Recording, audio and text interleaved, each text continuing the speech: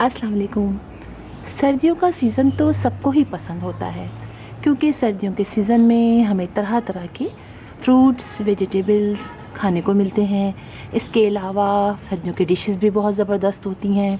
मुझे भी सर्दियों का सीज़न बहुत पसंद है, लेकिन उसकी एक और भी ख़ास वजह है और वो ये है कि सर्दियों में लोड शेडिंग नहीं होती है। अगर होती है तो बहुत कम होती है, और जब लाइट चली जाती है तो ऐसे में हमें कैंडल लाइट डिनर करने का भी मज़ा आता है, और कॉफ़ी का एक मग हो और 7 पीनट्स हों और गप्पे करें और इन्जॉय करें। तो सर्दियों का सीज़न जो है वो वैसे भी बहुत अच्छा होता है। और सुबह सुबह जब आप अपने गार्डन में जाएं और अपने गार्डन में लगे हुए अपने फ्लावर्स को देखें तो बहुत ही मज़ा आता है। सर्दियों में तरह तरह के फ्लावर्स हमें देखने को मिलते हैं, और उन्हीं में से एक प्लांट जिसके बारे में आज मैं डिस्कस करूंगी और आपको बताऊंगी, वो जो है वो ये वाला प्लांट है जिसको कैलेनकोई कहते हैं। ये प्लांट देखने में बहुत ही खूबसूरत है, जैसे कि आप देख रहे होंगे कि इसके फ्लावर्स किस कदर खूबसूरत हैं। ये एक सेकुलेंट प्लांट है, यानी ये कि इसको हमें पानी की ज़्यादा ज़रूरत नहीं पड़ती है, और इसके लीव्स, इसकी जड़ों में पानी जो है वो स्टोर रहता है। इसके बहुत सारी वैरायटीज़ में हैं। इसके जो कलर्स हैं फ्लावर्स के, मेरे पास ये रेड कलर के हैं, मुझे ये बहुत अच्छे लगते हैं। और आप देख सकते हैं कि ये कितने खूबसूरत फ्लावर्स हैं। इसमें जो है हाइब्रिड भी आजकल आ गए हैं, उसमें भी बहुत सारे कलर्स हैं। तो ये प्लांट जो है ये बहुत ईजी टू ग्रो प्लांट है। और इसके लीव जो होते हैं, इसके अंदर जो है आप ये देखें काफ़ी गफ सा लीव है इसका, काफ़ी मोटा मोटा सा, और इसके अंदर जो है वो पानी जो है वो जमा रहता है। इसीलिए हमें जो है इसे पानी ज़्यादा डालना नहीं पड़ता, यानी बहुत कम पानी। अगर हम पानी ज़्यादा डालेंगे तो ये प्लांट जो है वो नीचे से गलना, उसकी रूट जो है वो गलना शुरू हो जाएंगी। अच्छा, ये प्लांट जो है अगर आप कहें कि ये 12 महीने का प्लांट है तो इसमें ये गलत नहीं होगा, यानी साल के 12 महीने ये हमारे घरों में लगा रहता है। और ये कि फ्लावरिंग भी इसकी बहुत दिनों तक रहती है, 5 से 6 महीने तो इसकी फ्लावरिंग रहती है। सितंबर अक्टूबर से इसमें फ्लावरिंग स्टार्ट हो जाती है, जो मार्च अप्रैल बाज़ अगर मई तक चलती रहती है। तो इतना खूबसूरत ये प्लांट है, और आप इसको देखें कि देखने में भी बहुत इसके जो फ्लावर्स हैं वो कितने खूबसूरत हैं। तो इस प्लांट के बारे में मैं आपको बताऊं कि ये प्लांट जो है वो, इसको धूप बहुत पसंद होती है, स्पेशली सर्दियों की धूप बहुत पसंद होती है। और आप कितने ही देर इसको आप सर्दियों की धूप में रखें, ये उतना ही अच्छा तरीके से इसमें फ्लावरिंग होगी। गर्मियों में भी आप इसको बहुत ज़्यादा धूप में ना रखें, अगर रह जाए तब भी ये काफ़ी हद तक बर्दाश्त कर लेता है, लेकिन गर्मियों में 2 से 3 घंटे की धूप इसके लिए बहुत होती है। और अगर आप इसको इंडोर रखते हैं तो फिर इसमें मतलब इसमें लीव्स तो आते रहेंगे, लेकिन इसमें फ्लावरिंग नहीं होगी अगर आप इसको जो है वो बहुत ज़्यादा शेडी प्लेस में रखते हैं। और थोड़े अरसे के बाद अगर आप इसको अंदर रखते हैं तो थोड़े अरसे बाद आप इसको वापस बाहर ले आइए, ताकि जितना इसको अपने अंदर एब्जॉर्ब करनी हो सनलाइट ये कर ले, और उसके बाद अगले दिन आप फिर उसको वापस ले जाइए 4-5 दिन के लिए, तो ये फिर भी तब अच्छे तरीके से ग्रो करता रहेगा। अच्छा, इसकी मिट्टी की अगर हम बात करें तो इसकी मिट्टी में वेल ड्रेन मिट्टी होनी चाहिए। इसको बिल्कुल भी ऐसी मिट्टी नहीं पसंद है जिसमें मतलब जो थिक सी हो और जिसके अंदर से पानी ड्रेन आउट ना हो।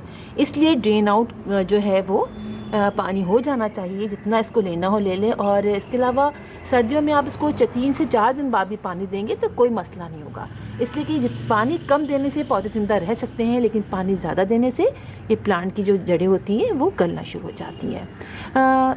इसके अलावा ये कि ये प्लांट जो है इसको आप गोबर की खाद आप इसमें डाल सकते हैं, कोई ज़्यादा इसमें खाद की ज़रूरत भी नहीं पड़ती है।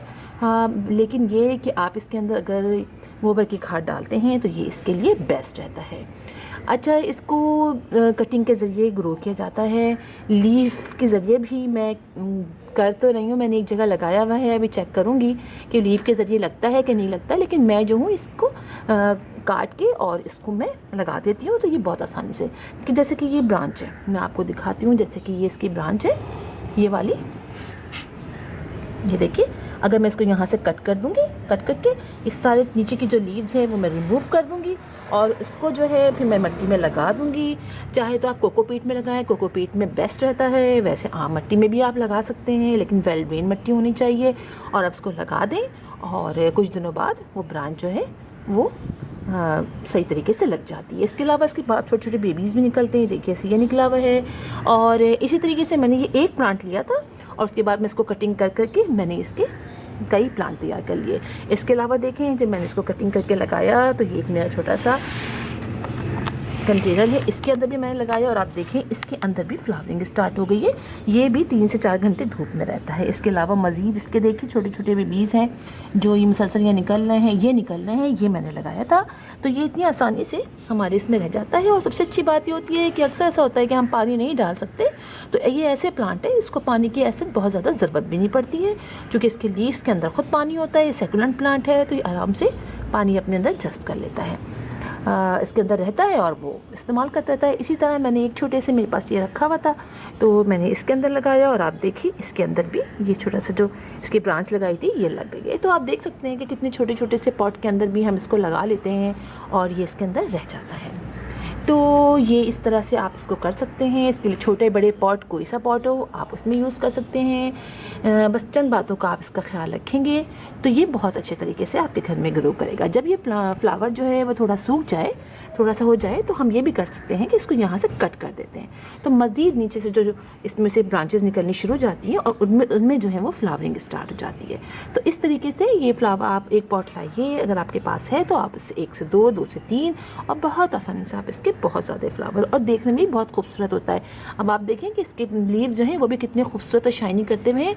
और चूँकि हम इसमें ज़्यादा पानी नहीं डालते हैं अक्सर, तो हम इसको इसकी लीव को साफ़ भी कर सकते हैं। कोई भी आप कॉटन ले लीजिए, उसकी मदद से कुछ ऐसा कपड़ा ले लीजिए, उसको गीला करके आप ऐसे ऐसे इसके लीव साफ़ भी कर सकते हैं। और वैसे करना चाहें तो ऐसा टेढ़ा करके आप इसको वॉश भी कर सकते हैं, ज़्यादा पानी इसकी ज़रूरत नहीं पड़ती है। और जब पानी आप इसको दीजिए, देखें कि ऊपर की मिट्टी जो है वो ड्राई हो गई है, तब पानी डालिए और इतना एक दफ़ा में पानी डाल दीजिए कि नीचे से ड्रेन आउट हो जाए।